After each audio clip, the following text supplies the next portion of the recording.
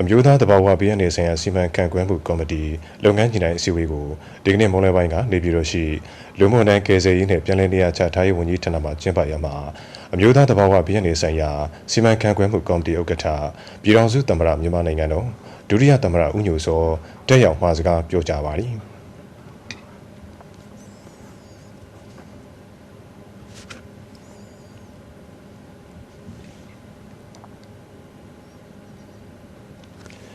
အစည်းအဝေးသို့ဒုတိယဥက္ကဋ္ဌများနဲ့ကော်မတီဝင်များဖြစ်ကြတဲ့ပြည်ထောင်စုဝန်ကြီးများနေပြည်တော်ကောင်စီဥက္ကဋ္ဌကာကွယ်ရေးဦးစီးချုပ်ရုံးမှတပ်မတော်အရာရှိကြီးများဒုတိယဝန်ကြီးများဌာနဆိုင်ရာအကြီးအကဲများနဲ့တာဝန်ရှိသူများတက်ရောက်ကြပြီးပြည်내နဲ့တိုင်းဒေသကြီးများမှဝန်ကြီးချုပ်များကဗီဒီယိုကွန်ဖရင့်ဖြင့်တက်ရောက်ကြပါသည်ဦးစွာဒုတိယသမ္မတဦးညိုစောကအမှားစကားပြောကြားရမှာ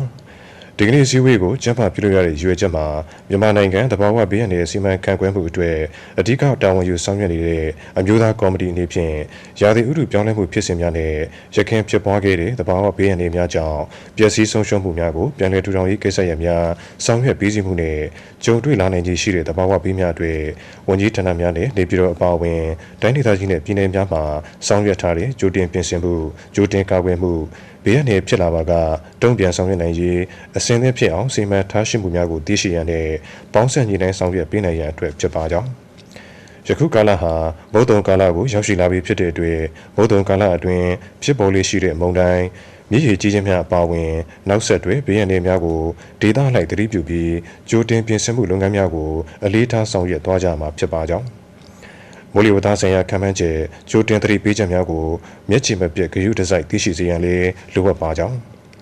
ယခုကာလအတွင်းမြန်မာနိုင်ငံအလဲပိုင်းရှိဒေသတချို့မှာအပူချိန်များလာပြီးအယ်နီညိုဖြစ်နိုင်ခြေကိုလည်းတွေ့ရှိရပါကြောင်းတစ်ဖက်မှာလည်းငရင်ဘေးအန္တရာယ်ကိုအထူးသတိပြုရန်လိုအပ်ပါကြောင်းတဘာဝဘေးအန္တရာယ်များနဲ့ပတ်သက်ပြီးကြိုတင်ပြင်ဆင်ခြင်းကြိုတင်ကာကွယ်ခြင်းများကိုစနစ်တကျစီမံဆောင်ရွက်ထားခြင်းဖြင့်ဘေးအန္တရာယ်ကြောင့်ထိခိုက်ဆုံးရှုံးမှုများကိုအတိုင်းအတာတစ်ခုထိယုံနေနိုင်စေုံသာမကတုံ့ပြန်ရေးနဲ့ပြန်လည်ထူထောင်ရေးလုပ်ငန်းများအတွေ့သုံးစွဲရမယ့်ဈေးများကိုလည်းနိုင်ငံတော်ဖွံ့ဖြိုးတိုးတက်ရေးလုပ်ငန်းစဉ်များမှာပုံမအသုံးပြုနိုင်မှာဖြစ်ပါကြောင်းဒါအပြင်တဘာဝဘေးအန္တရာယ်မျိုးမျိုးအတွက်ဝန်ကြီးဌာနများအလိုက်နေပြည်တော်အပါအဝင်တိုင်းဒေသကြီးနဲ့ပြည်내များအလိုက်ကြိုတင်ပြင်ဆင်မှုများကဏ္ဍအလိုက်ဆောင်ရွက်ကြရန်လိုအပ်ပါကြောင်းဖြစ်ပေါ်လာနိုင်တဲ့ဘေးအန္တရာယ်နဲ့ပတ်သက်ပြီးလူတရိษံပြောင်းရွှေ့ရေးယာယီနေရာချထားရေးအရေးပေါ်ကယ်ဆယ်ထောက်ပံ့ရေးလုံခြုံရေးစိုက်ပျိုးရေးမွေးမြူရေးအပါအဝင်ထိခိုက်နိုင်တဲ့အသက်မွေးဝမ်းကြောင်းလုပ်ငန်းများအတွက်ပြန်လည်ကူစားမယ့်အစီအမံများနဲ့ဒေသ၌တည်ရှိနေတဲ့ဆယ်မြောင်းတာတမန်များကြန့်ခိုင်မှုထိန်းသိမ်းရေးပညာရေးကျန်းမာရေးဆိုင်ရာလုပ်ငန်းများလေပတ်မှုမပြတ်တောက်စေရန်အစီအမံများကိုကဏ္ဍစုံမှကြိုတင်ပြင်ဆင်ထားရန်လိုအပ်ကြောင်းဖြင့်ပြောကြားပါသည်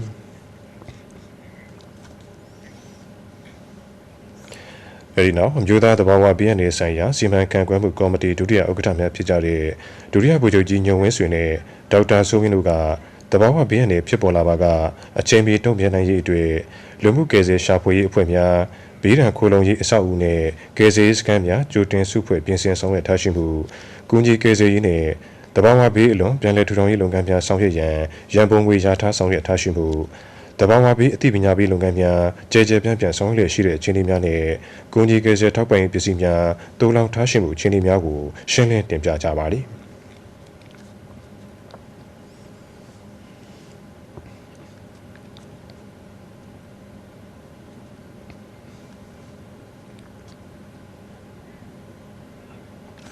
အဲဒီနောက်တရောက်လာကြသူများကဖြစ်ပေါ်လာနိုင်တဲ့တဘာဝဘေးအန္တရာယ်များတွေကဏ္ဍများအလိုက်ထိခိုက်ဆုံးရှုံးနိုင်မှုရှော့ချစေရင်းနည်းနဲ့အချိန်နဲ့တပြေးညီတုံ့ပြန်နိုင်ရေးအတွက်ကြိုတင်ပြင်ဆင်ဆောင်ရွက်ထားရှိမှုတဘာဝဘေးအလွန်ပြန်လည်ထူထောင်ရေးလုပ်ငန်းများဆောင်ရွက်ရန်ပြင်ဆင်ထားရှိမှုအခြေအနေများကိုရှင်းလင်းတင်ပြကြပါသည်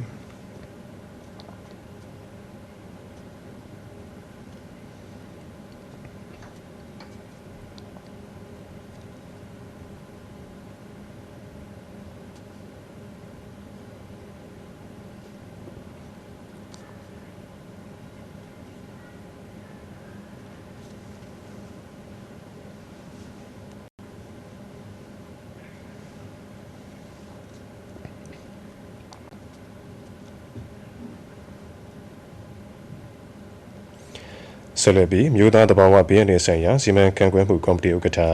ဒုတိယသမ္မတကရှင်းလင်းတင်ပြမှုများအပေါ်လိုအပ်သည့်များပေါင်းဆက်ညှိနှိုင်းဆောင်ရွက်ပေးပြီးနေကုန်းချုပ်မှစကားပြောကြားကအစည်းအဝေးကိုရုပ်သိမ်းနိုင်ကြောင်းသိရှိရပါတယ်ခင်ဗျာ